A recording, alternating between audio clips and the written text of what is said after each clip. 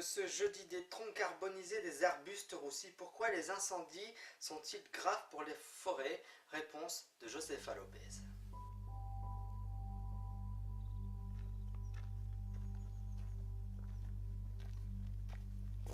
Des troncs carbonisés, des arbres roussis, de la terre noircie, voilà ce qu'il reste de la forêt de la Bastidonne. En juillet dernier, plus de 1200 hectares ont brûlé en quelques heures dans l'un des incendies les plus destructeurs de ce début de siècle en France. Mais malgré ce paysage de désolation, les incendies sont-ils si graves pour les forêts? Pour le savoir, direction le sud de la France. On pourrait croire que rien ne repoussera, jamais, que les flammes ont tout emporté. Et pourtant, la nature est bien faite. Elle s'est adaptée au feu en développant des stratégies qui lui permettent de renaître de ses cendres. La première stratégie, c'est ce qu'on appelle la voie sexuée par dissémination de graines. Alors je vous explique. Prenons l'exemple du pin d'Alep, très fréquent dans les forêts du sud-est. À son sommet sont accrochées des pommes de pin. Et dans ces pommes de pin, il y a des graines.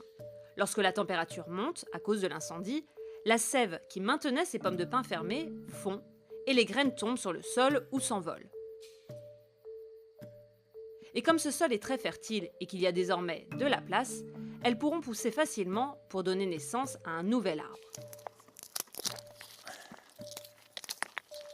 Celle-ci est plus ancienne.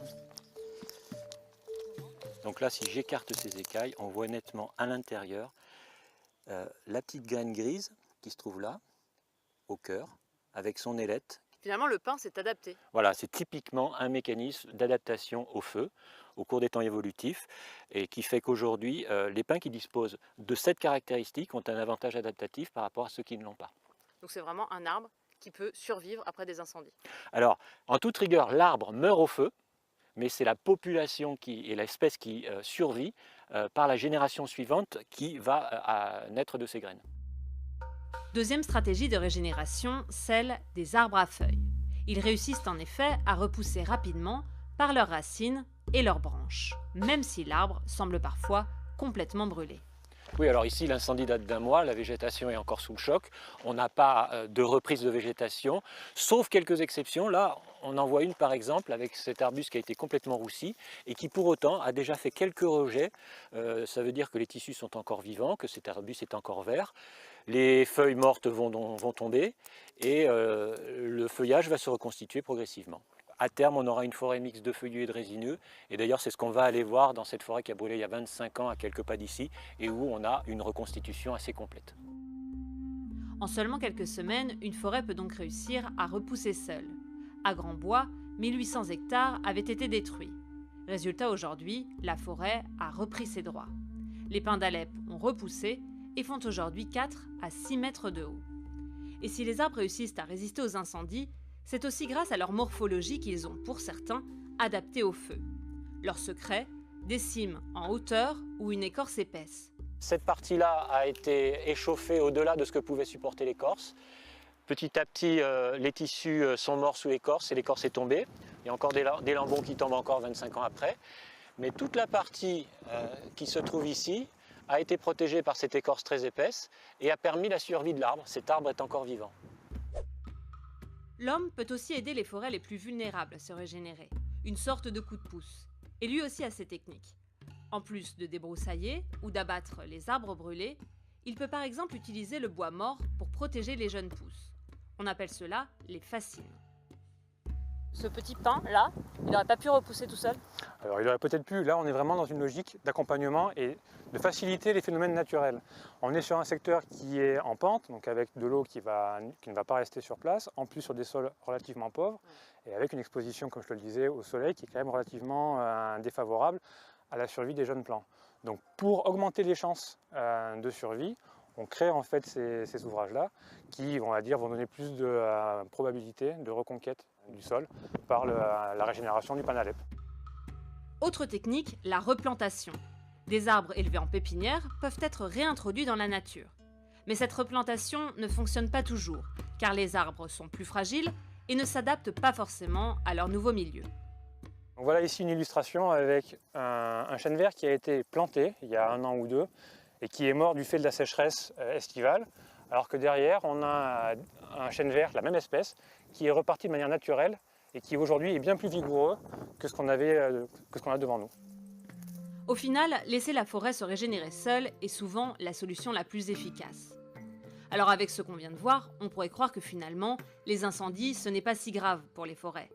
D'ailleurs, depuis des décennies, la taille des forêts augmente chaque année de 1% malgré les incendies. Mais ce n'est quand même pas si simple. La nature a trouvé des stratégies, des parades pour dépasser l'impact d'un incendie. Le problème, c'est qu'on est aujourd'hui confronté à des répétitions d'incendies qui, elles, n'ont rien de naturel. Combiné avec l'impact du réchauffement climatique qui accroît les périodes de sécheresse, la multiplication des incendies pourrait donc devenir vraiment dangereuse pour une forêt qui a besoin d'une 50aine d'années pour repartir. En gros, 4 incendies en moins de 50 ans dans une même forêt seraient catastrophiques.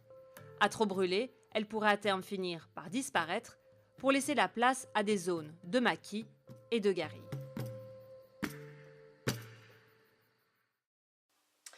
Bien qu'elles soient importantes, les élections sénatoriales sont peu médiatisées et mal connues des Français. Et pour cause le scrutin est complexe et tous les citoyens ne sont pas appelés à y participer. Mais le Sénat, dont la moitié des sièges doit être renouvelé ce dimanche, est un rouage essentiel du pouvoir. Je vous propose donc un reportage signé Simon Lehmann qui nous éclaire sur ce fameux scrutin. Elles sont importantes, et pourtant, les élections sénatoriales sont peu médiatisées et mal connues des Français.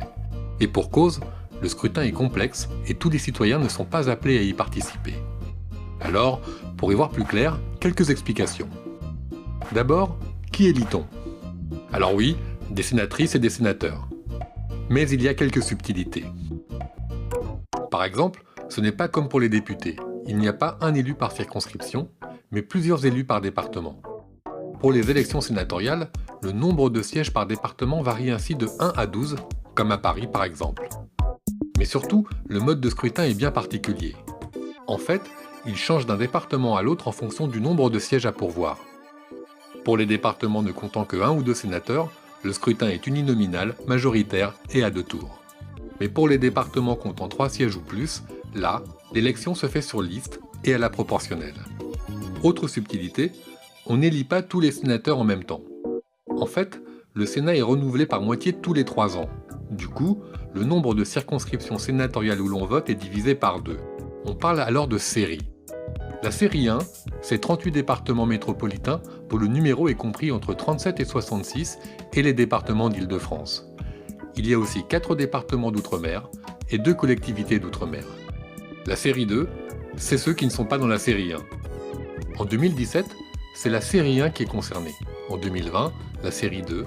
En 2023, la série 1, et ainsi de suite. Dernier point, qui vote ? Contrairement aux autres scrutins en France, seuls les grands électeurs élisent les sénateurs. En clair, pour voter, il faut avoir été élu au suffrage universel, c'est-à-dire être député, conseiller régional, conseiller général ou conseiller municipal des communes de plus de 9000 habitants. Et dans les communes de moins de 9000 habitants, les conseils municipaux élisent des délégués qui sont les seuls à voter. Maintenant qu'on a vu comment fonctionnent les élections sénatoriales, on peut se demander à quoi sert le Sénat. En fait, le Sénat exerce les mêmes fonctions que l'Assemblée nationale. Examiner et modifier les lois, enquêter sur les grandes questions nationales et contrôler l'action du gouvernement. Mais à la différence de l'Assemblée nationale, le Sénat défend en plus les intérêts des communes, des départements et des régions. Reste qu'en cas de désaccord entre les deux chambres, c'est l'Assemblée nationale qui a le dernier mot.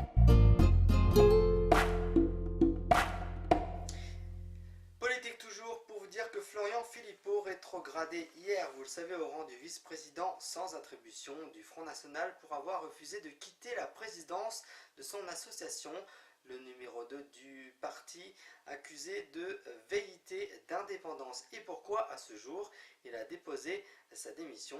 Un reportage et des explications signé Grégoire Leroux.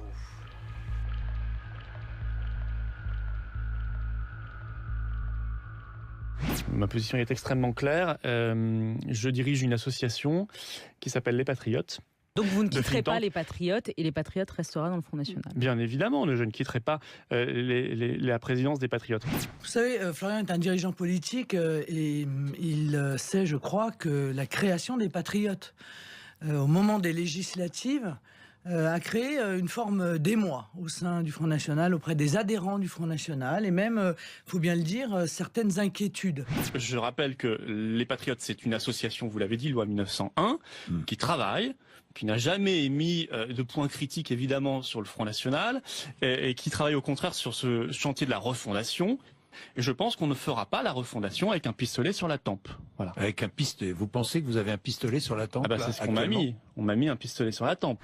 Il y a un conflit d'intérêts, M. Kabache, entre être président d'une association à l'extérieur du Front National et être vice-président chargé de la stratégie et de la communication. J'ai donc demandé à Florian de choisir entre ces deux responsabilités. Il acceptera de le faire, et s'il n'accepte pas de le faire, je choisirai pour lui. Bonjour Florian Philippot. Bonjour. En effet, Marine Le Pen vous a retiré vos délégations. Vous êtes aujourd'hui vice-président sans attribution, vice-président virtuel. Dans ces conditions, est-ce que vous pouvez rester au Front National? Oui, on m'a dit que j'étais vice-président, donc à rien. Écoutez, je n'ai pas le goût du ridicule et je n'ai jamais eu le goût de ne rien faire. Donc, bien sûr, je quitte le Front National. Je respecte sa décision, mais je conteste formellement l'habillage qu'il effectue et les accusations qu'il porte. Bon, on sentait bien, et chacun en avait fait l'analyse, qu'il y avait une stratégie de montée des tensions depuis la création de cette association Les Patriotes. J'ai quand même assez de bouteilles politiques pour avoir tout de suite compris qu'il s'agissait là évidemment pas d'un think tank interne, mais d'un parti politique qui en avait d'ailleurs toutes les caractéristiques. Depuis quelques mois, sur YouTube, la mode est de découper des choses avec du papier. L'idée peut sembler absurde et un peu folle, mais avec un peu d'astuce et de banales feuilles de papier A4 se transforme en lames de couteau et découpe du bois, du plastique, de la noix de coco ou encore du carton et bien d'autres choses encore. Une prise de notes signée Antoine Swart.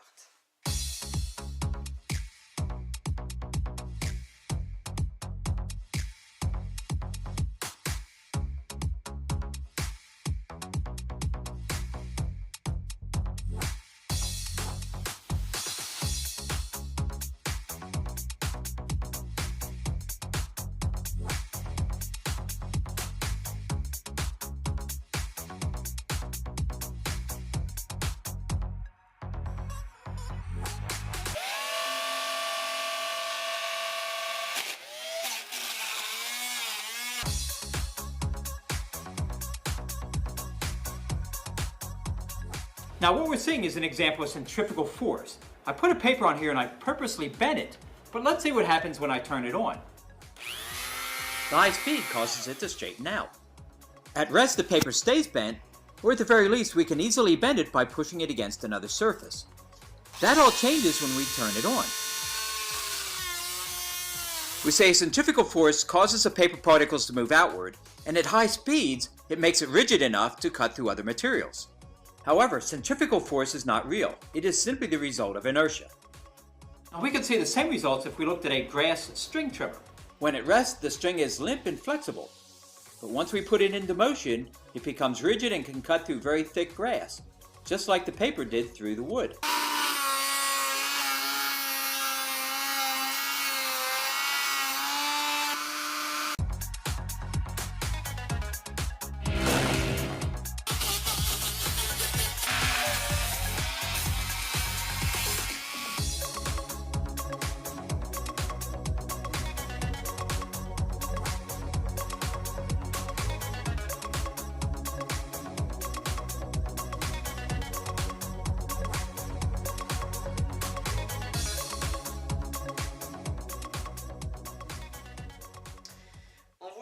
Tout au long de la semaine, pourquoi un film d'horreur nous fait à ce point peur? Les explications signées Olivier Clairoy pour le Grand News. Regardez. De multiples facteurs peuvent faire qu'un film d'horreur est raté. Un scénario moisi, des effets spéciaux grossiers, des méchants ridicules ou des acteurs qui jouent comme des parpaings.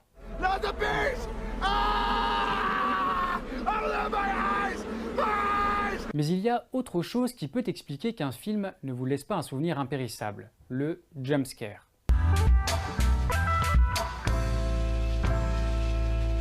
Le jumpscare, c'est quand vous sursautez dans votre siège parce que quelque chose vient soudainement de se passer à l'écran, le plus souvent avec un bruit ou une musique très forte.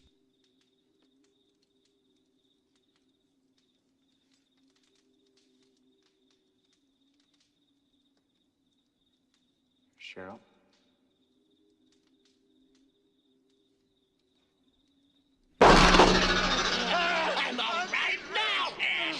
C'est la technique la plus basique qui soit pour faire peur et elle remonte à loin. On la retrouve déjà dans La Féline de Jacques Tourneur, Répulsion de Polanski ou Seul dans la nuit de Terence Young. Window.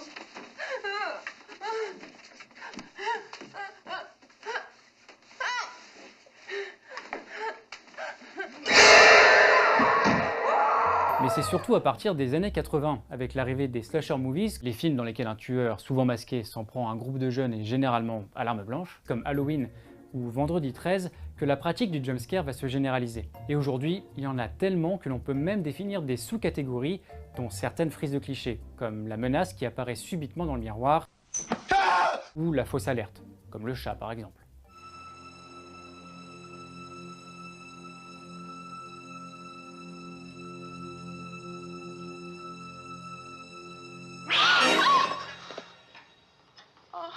En répertoriant tous les jumpscares contenus dans plus de 400 films d'horreur, le site américain Where is the Jump a démontré que cette technique était aujourd'hui bien plus utilisée qu'auparavant.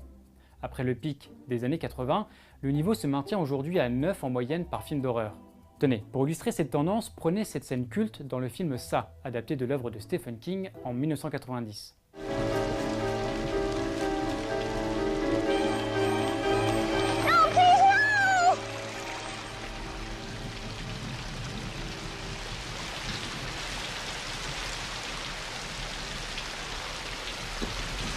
Hi, Georgie.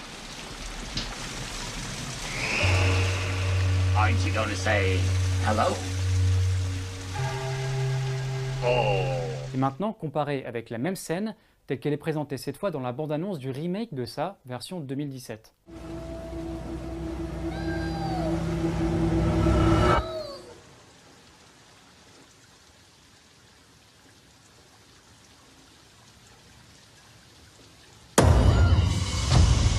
D'un côté, un film qui, sans quasiment un seul jumpscare, a créé toute une génération de coulrophobes, les gens qui ont peur des clowns. De l'autre, un énième remake avec, dès les premiers instants, un jumpscare. Ok, mais en quoi est-ce un problème? Eh bien le problème, c'est que trop de jumpscares tue le jumpscare. Le 5e volet de la série Paranormal Activity, par exemple, en contient 29, ce qui en fait en moyenne un toutes les 3 minutes. Or, pour qu'un jumpscare soit efficace, il faut qu'il soit l'aboutissement d'un processus. Il faut qu'il y ait d'abord une attente, une tension qui monte petit à petit pour finalement être libéré d'un coup. Mais ça prend du temps. Et si vous alignez les jumpscares toutes les 2 secondes, vous ne donnez aucune chance à l'ambiance de s'installer. Écoutez ce que disait Alfred Hitchcock. The big difference between, we'll say, suspense and shock or surprise is that in order to get suspense, you provide the audience with a certain amount of information and leave the rest of it to their own imagination. L'image qu'a très souvent pris Hitchcock pour illustrer son propos, c'est celle de 2 hommes discutant à une table, quand tout à coup, une bombe explose. En tant que spectateur, vous êtes surpris et choqué pendant quelques secondes, vous ne saviez pas qu'il y avait une bombe. Mais si le réalisateur décide de vous faire savoir qu'il y en a une, et qu'il laisse la scène durer et les personnages continuer de discuter de façon innocente. Là, la tension monte et vous obtenez du suspense. Aligner les jumpscares les uns derrière les autres, c'est donc un peu céder à la facilité. C'est privilégier l'effet à court terme, le sursaut immédiat du spectateur, à celui de long terme, l'angoisse qui lentement s'installe. En plus, il y a un effet d'accoutumance. Plus il y a de jumpscares, plus le spectateur va s'attendre à sursauter. Et le risque, à force, c'est qu'il sorte complètement de l'histoire. Mais alors, est-ce que ça veut dire que le jumpscare est forcément synonyme de mauvaise qualité? Non. Bien sûr. D'ailleurs, si la différence entre un bon et un mauvais jumpscare vous intéresse, je vous conseille la chaîne YouTube Now You See It. Son auteur Jack Nugent a consacré un épisode entier à la question. Donc, beaucoup de jumpscares ne veut pas forcément dire mauvais film. Mais de manière générale, on peut tout de même dire que plus le film en contient, moins il a de chances d'être bon. Tenez, en reprenant la base de données établie par le site Where is the Jump dont je parlais tout à l'heure, j'ai fait un super graphique. En abscisse, en bas, c'est la note des films sur le site IMDb. En ordonnée, à gauche, c'est le nombre de jumpscares. Alors certes, ça ressemble à un nuage de points, mais en fait, la tendance est bien là. Il y a bien sûr des exceptions, mais en général, plus un film est bien noté, moins il a de jumpscares. Et vous, quel est le jumpscare qui vous a le plus fait sursauter au cinéma? N'hésitez pas à laisser votre commentaire et comme disait Ewan... Goodbye, old friend. Liliane Bettencourt, héritière de L'Oréal, s'est éteinte hier soir à son domicile parisien à l'âge de 94 ans. Elle était la femme la plus riche du monde. Emmanuel Le Chypre. C'était bien sûr une personnalité incontournable en France. Elle a été d'ailleurs, malgré elle, mêlée à un feuilleton politico-médiatique à la fin de sa vie. Mais c'était avant tout la fille du fondateur du groupe de cosmétiques L'Oréal. Oui. Exactement, Liliane Bettencourt, c'est la fille d'Eugène Schueller. Eugène Schueller, c'est le fondateur du groupe L'Oréal. Alors, je vais pas faire l'historique du groupe L'Oréal, ça prendrait toute l'émission. Sachez qu'aujourd'hui, L'Oréal, c'est à peu près 100 milliards d'euros de capitalisation boursière et que c'est une entreprise qui est toujours restée dans la famille à travers différentes holdings, mais Liliane Bettencourt était l'héritière de L'Oréal et à ce titre, elle était pendant des années la plus grosse fortune de France. Ensuite, elle est restée dans les 3-4 plus grosses fortunes de France et en 2013, le magazine Forbes l'a même considérée comme la femme la plus riche du monde. Alors, c'était évidemment en France l'icône finalement des grandes fortunes. Il y a eu effectivement quelques affaires. Hein. Vous citez sans doute l'affaire Bagné, hein, avec lequel qui était un de ses amis, avec lequel elle a entretenu des relations. Elle a fait des donations. Mais il y a eu aussi l'affaire Woerth Bettencourt où on s'est demandé si elle n'avait pas financé d'une façon ou d'une autre des partis politiques. Donc Liliane Bettencourt, c'est quand même la disparition d'une des grandes figures du capitalisme français, parce que au-delà de ça, maintenant, va se poser la question. Alors, elle a une fille qui va hériter. Oui, elle a eu une fille unique. Une fille unique en grande partie. Qui elle-même a 2 enfants. Qui elle-même a 2 enfants, mais sa fille était sans doute moins impliquée dans les affaires qu'elle ne l'a été avec son mari. Et donc, on va voir, parce que évidemment, peut-être que la stratégie de L'Oréal va peut-être être impactée, même si Liliane Bettencourt a toujours su placer à la tête de L'Oréal des personnalités très fortes qui sont toujours restées très longtemps. Mais incontestablement, c'est une figure vraiment du monde économique français qui disparaît aujourd'hui. Voilà, et ainsi s'achève le Grand News. Vous pouvez retrouver tout le week-end la rediffusion. Vous pouvez notamment nous suivre sur les réseaux sociaux. Vous êtes de plus en plus nombreux. Nous vous en remercions. Je vous souhaite un très bon week-end. Je vous donne rendez-vous bien sûr lundi à 20h30. Merci de nous rester fidèles. À lundi.